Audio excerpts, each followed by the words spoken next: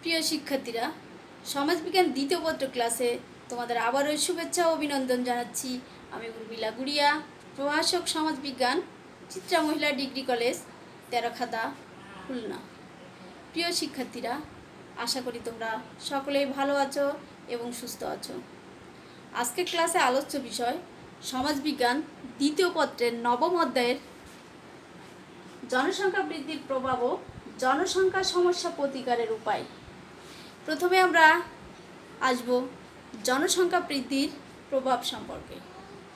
এই জনসংখ্যা বৃদ্ধির ফলে আর্থসামাজিক, রাজনৈতিক ও সাংস্কৃতিক ক্ষেত্রে এর প্রত্যক্ষ ও পরোক্ষ প্রভাব পরিলক্ষিত হয়।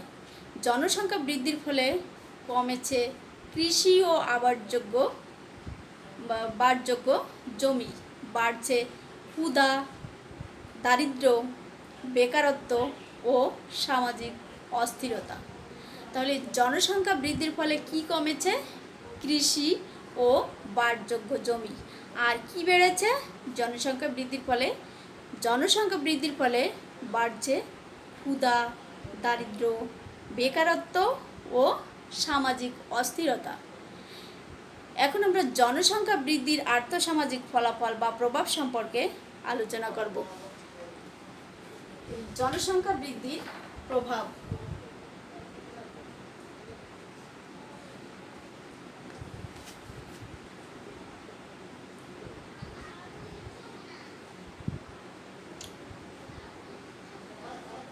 জনসংখ্যা বৃদ্ধির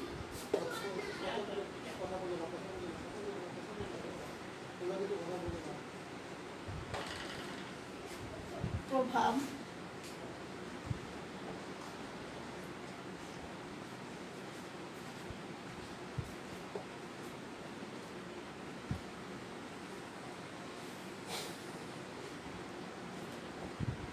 এগুলো হলো খাদ্যাভাব,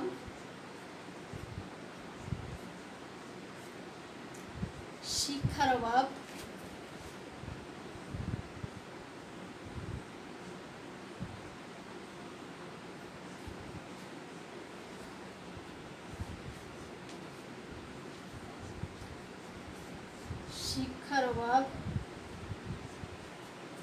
আর্থসামাজিক অবস্থার অবনতি,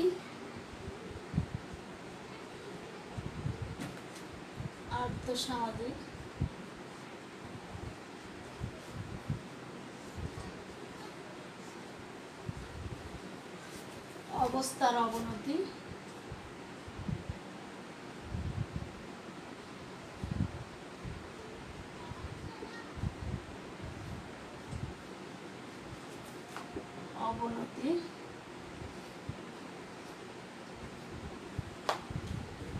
পরিবেশগত বিপর্যয়,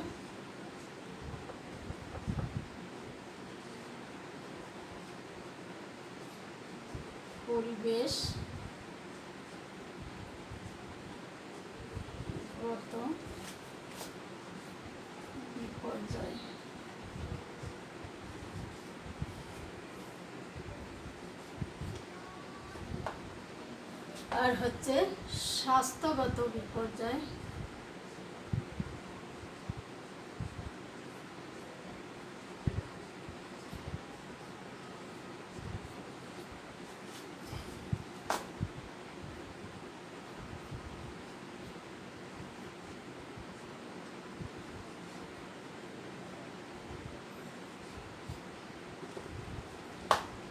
জনসংখ্যা বৃদ্ধির প্রভাবগুলো কি কি? খাদ্যাভাব, শিক্ষার অভাব, আর্থসামাজিক অবস্থার অবনতি, পরিবেশগত বিপর্যয়, স্বাস্থ্যগত বিপর্যয়। এবার প্রথমে আসবো আমরা খাদ্যাভাব। এই খাদ্যাভাবটা কি? জনসংখ্যা বৃদ্ধির ফলে খাদ্যাভাব দেখা দেয়।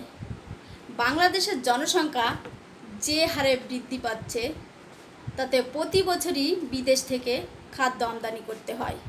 যদিও আধুনিক কৃষি প্রযুক্তি ব্যবহারের ফলে কৃষি উৎপাদন অধিক হারে বাড়ছে, তারপরও জনসংখ্যা বৃদ্ধি আরও অধিক হারে ঘটেছে।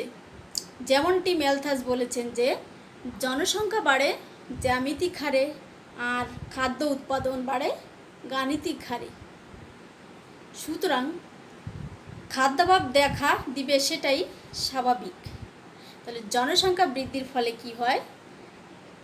খাদ্যাভাব দেখা দেয়। আর এই জনসংখ্যা যে হারে বৃদ্ধি পাচ্ছে তাতে কি হয়? প্রতি বছরই বিদেশ থেকে খাদ্য আমদানি করতে হয়। যদিও আধুনিক কৃষি প্রযুক্তি ব্যবহারের ফলে কৃষি উৎপাদন অধিক হারে বাড়ছে, তারপরেও জনসংখ্যা বৃদ্ধি আরও অধিক হারে ঘটছে। আর এই প্রসঙ্গে ম্যালথাস কি বলেছেন? ম্যালথাস বলেছেন যে জনসংখ্যা বাড়ে জ্যামিতিক হারে আর খাদ্য উৎপাদন বাড়ে গাণিতিক হারে। সুতরাং খাদ্যাভাব দেখা দেবে সেটাই স্বাভাবিক। এরপরে আসবো আমরা শিক্ষার অভাব। এই শিক্ষা জনসংখ্যা বৃদ্ধির সাথে পাল্লা দিয়ে স্কুলগামী ছেলেমেয়ের সংখ্যা বাড়ছে। ঝরে পড়ার হারও অনেক বেশি, পাশাপাশি অশিক্ষিতের সংখ্যাও বেড়ে চলেছে। এই বর্ধিত জনসংখ্যার কারণে দেশে সবার জন্য সুষ্ঠু শিক্ষা ব্যবস্থা করা কঠিন হয়ে পড়েছে। তাহলে শিক্ষার অভাবটা কি? জনসংখ্যা বৃদ্ধির সাথে পাল্লা দিয়ে স্কুলগামী ছেলেমেয়ের সংখ্যা বাড়ছে, ঝরে পড়ার হারও বাড়ছে, পাশাপাশি অশিক্ষিতের সংখ্যাও বেড়ে চলেছে। আর এই বর্ধিত জনসংখ্যার কারণে কি হচ্ছে? দেশে সবার জন্য সুষ্ঠু শিক্ষা ব্যবস্থা করা কঠিন হয়ে পড়ছে। এরপরে আসবো আমরা আর্থসামাজিক অবস্থার অবনতি।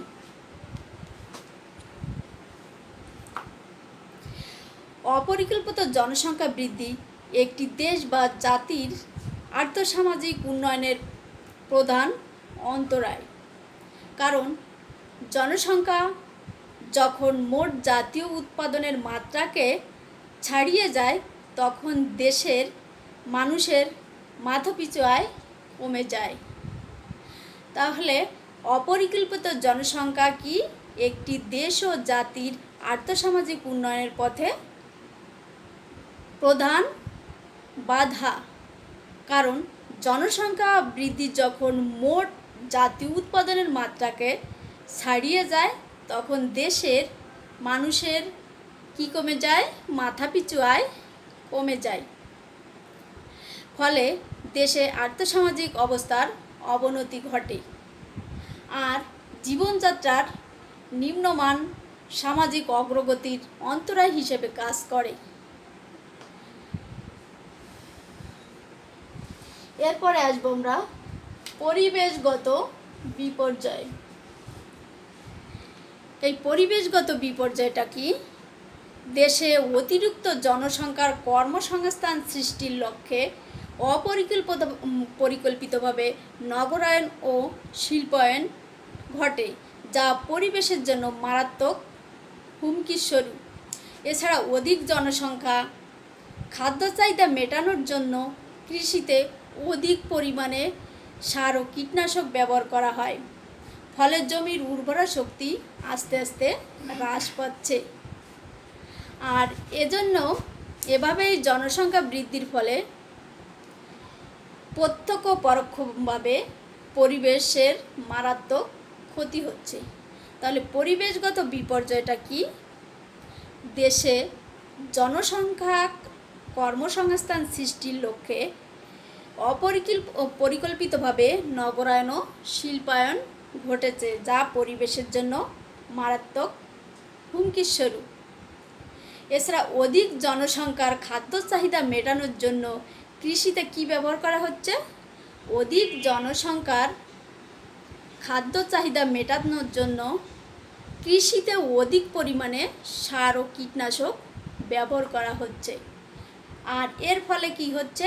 এই সার ও কীটনাশক ব্যবহারের ফলে জমির উর্বরা শক্তি আস্তে আস্তে হ্রাস পাচ্ছে। এভাবে জনসংখ্যা বৃদ্ধির ফলে প্রত্যক্ষ ও পরোক্ষভাবে পরিবেশের মারাত্মক ক্ষতি হচ্ছে। এরপরে আসবো আমরা স্বাস্থ্যগত বিপর্যয়।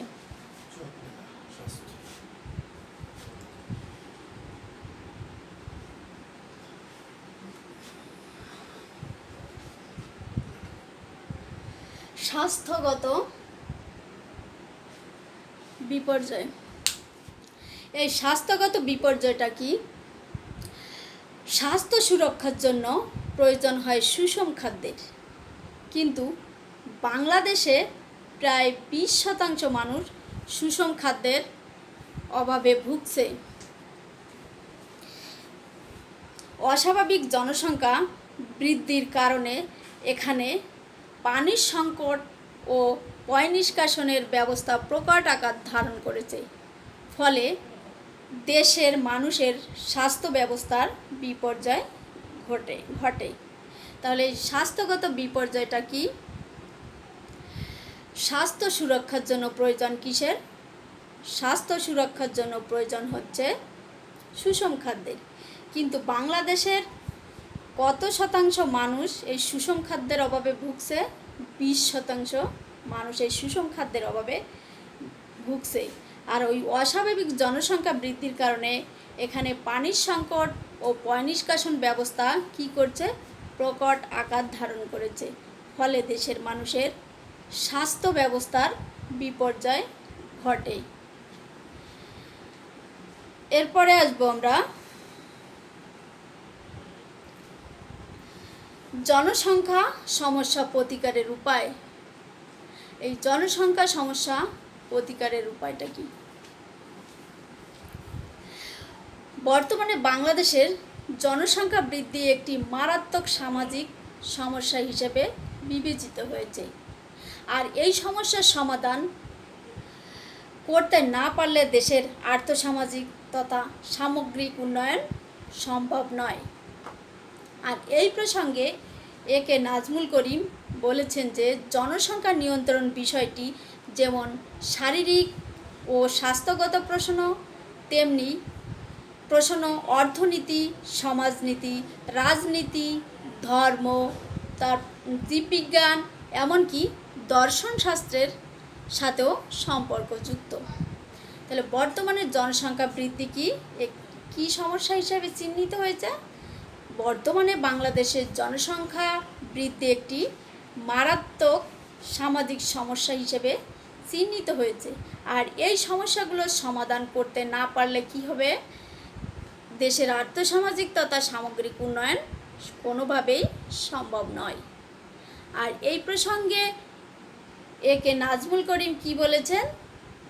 জনসংখ্যা নিয়ন্ত্রণ বিষয়টি যেমন শারীরিক ও স্বাস্থ্যগত প্রশ্ন, তেমনি প্রশ্নটি অর্থনীতি, সমাজনীতি, রাজনীতি, ধর্ম, জীববিজ্ঞান, এমনকি দর্শন শাস্ত্রের সাথেও সম্পর্কযুক্ত। কোনো একটি বিশেষ দিককে কেন্দ্র করে বিষয়টি বিচার করে কর্মপন্থা অবলম্বন করলে ব্যক্তি ও সমাজের উপর তার বিপরীত প্রক্রিয়া হতে পারে। বাংলাদেশের জনসংখ্যা নিয়ন্ত্রণ কার্যক্রম 1953 সালে বেসরকারি পর্যায়ে শুরু হলেও 70-এর দশকের প্রথম দিকে হতেই সরকারি পর্যায়ে জনসংখ্যা নিয়ন্ত্রণ কার্যক্রম শুরু হয়। তাহলে বাংলাদেশের জনসংখ্যা নিয়ন্ত্রণ কার্যক্রম বেসরকারি পর্যায়ে কখন শুরু হয়? বাংলাদেশের জনসংখ্যা নিয়ন্ত্রণ কার্যক্রম বেসরকারি পর্যায়ে শুরু হয় 1953 সালে। আর সরকারি পর্যায়ে কখন শুরু হয়? 70 দশকের প্রথম দিক হতে সরকারি পর্যায়ে জনসংখ্যা নিয়ন্ত্রণ কার্যক্রম শুরু হয়। এক্ষেত্রে স্বাধীনতার পূর্ববর্তী ও পরবর্তী সরকারগুলো বিভিন্ন সময়ে বিভিন্ন মেয়াদে বিভিন্ন কার্যক্রম গ্রহণ করেছে। আমরা এখন জনসংখ্যা সমস্যা প্রতিকারের উপায়গুলো নিয়ে আলোচনা করব। এই জনসংখ্যা সমস্যা প্রতিকারের উপায়গুলো কি কি?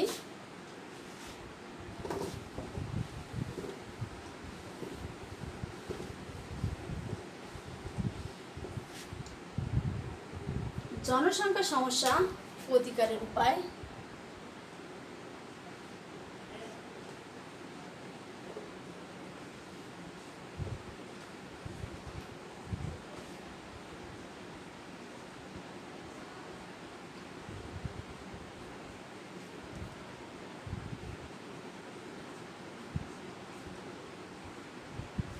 প্রতিকারের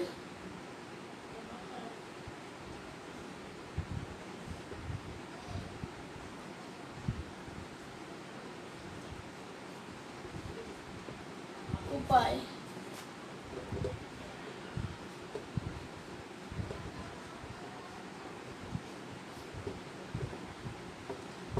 জনসংখ্যা সমস্যা প্রতিকারের উপায়। এই জনসংখ্যা সমস্যা প্রতিকারের উপায়গুলো কি কি? এগুলো হলো শিক্ষা বিস্তার,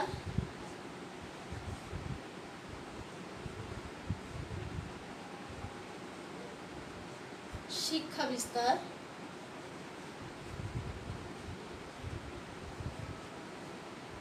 শিক্ষা বিস্তার, মানসিকতার পরিবর্তন,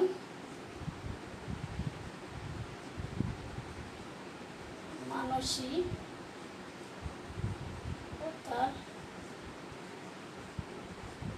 পরিবর্তন,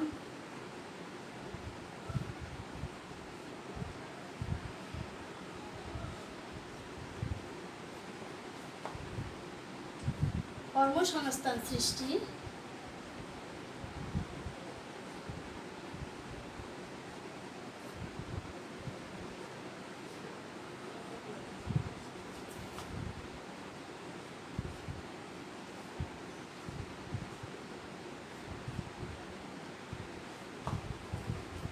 পরিবার পরিকল্পনার বিস্তার,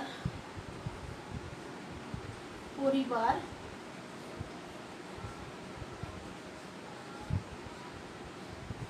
পরিকল্পনার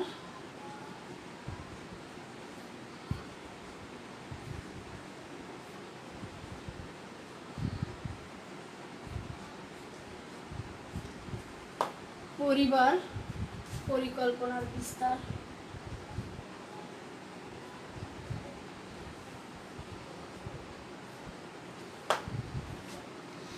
জনসংখ্যা সমস্যা প্রতিকারের এই উপায়গুলো কি কি?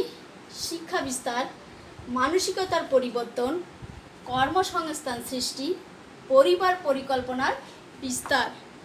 তো আমরা প্রথমে আসি শিক্ষা বিস্তার। এই শিক্ষা বিস্তারটা কি?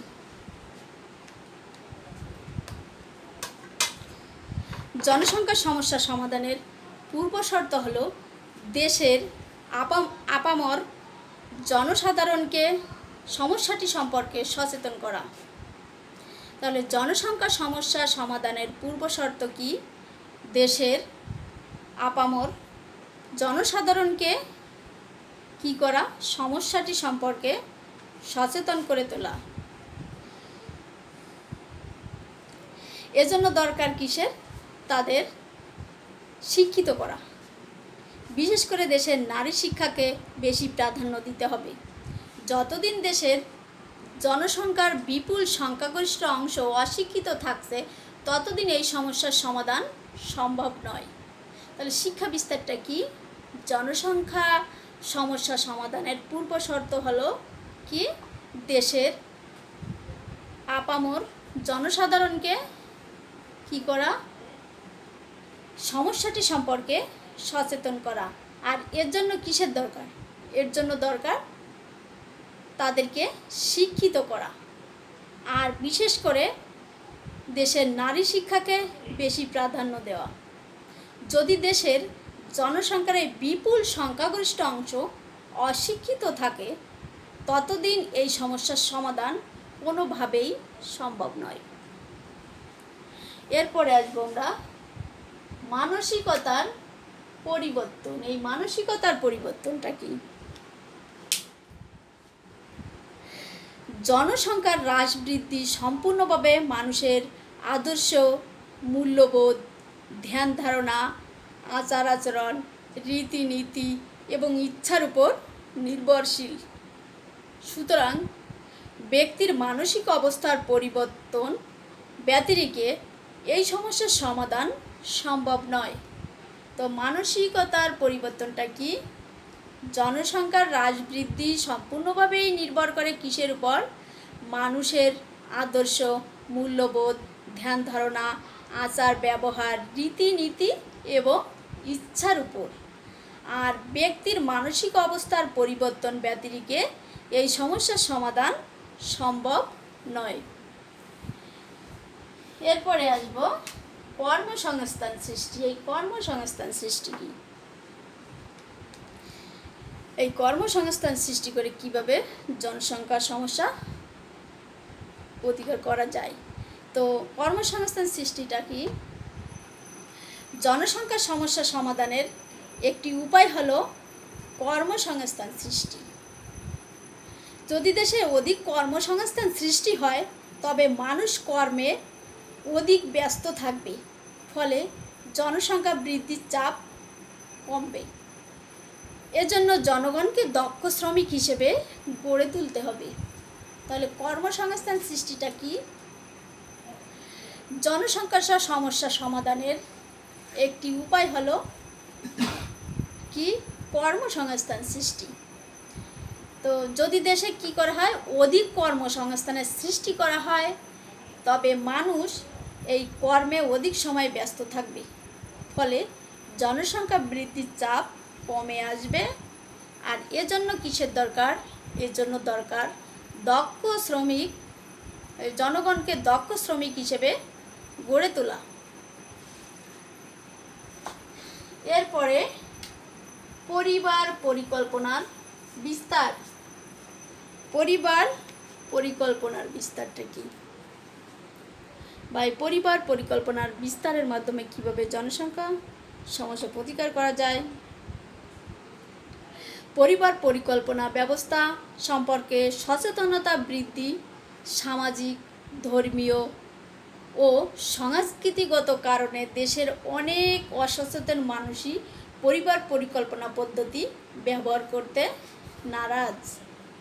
আবার এই পদ্ধতি যারা ব্যবহার করে তাদের অধিকাংশই মহিলা।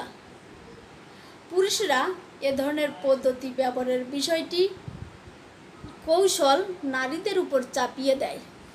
তো পরিবার পরিকল্পনা কি? পরিবার পরিকল্পনার ব্যবহার সম্পর্কে সচেতনতা বৃদ্ধি, সামাজিক, ধর্মীয় ও সাংস্কৃতিকগত কারণে দেশের অনেক অসচেতন মানুষ এই পরিবার পরিকল্পনা পদ্ধতি ব্যবহার সম্পর্কে নারাজ।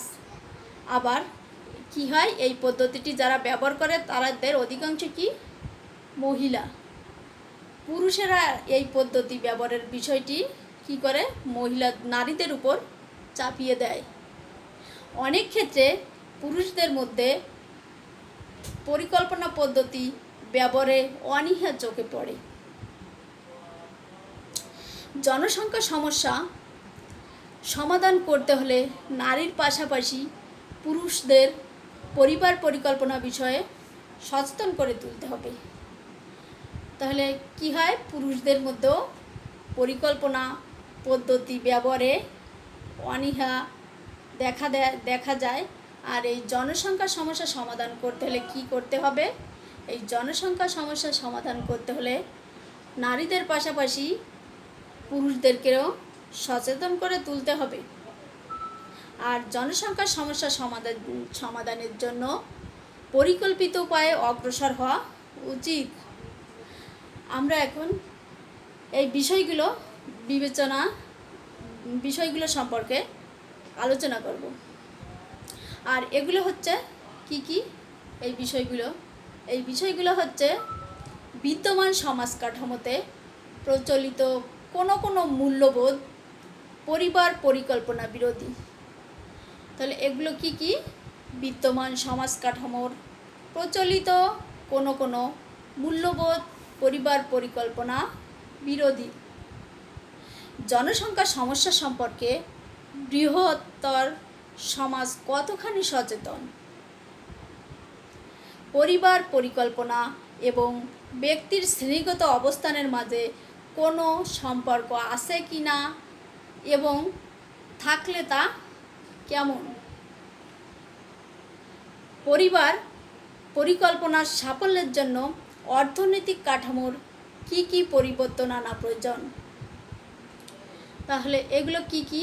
বিদ্যমান সমাজ কাঠামোর প্রচলিত কোনো মূল্যবোধ, পরিবার পরিকল্পনা বিরোধী আর জনসংখ্যার সমস্যা সম্পর্কে বৃহত্তর সমাজ কতখানি সচেতন, পরিবার পরিকল্পনা এবং ব্যক্তি শ্রেণীগত অবস্থার মাঝে কোনো সম্পর্ক আছে কিনা এবং থাকলে তা কেমন। সর্বশেষ হলো পরিবার পরিকল্পনার সাফল্যের জন্য অর্থনৈতিক কাঠামোতে কি কি পরিবর্তন আনা প্রয়োজন। প্রিয় শিক্ষার্থীরা, আজকের ক্লাস এ পর্যন্তই। পরবর্তী ক্লাসে আবার দেখা হবে। ততক্ষণে সবাই ভালো থেকো, সুস্থ থেকো। সবাইকে ধন্যবাদ।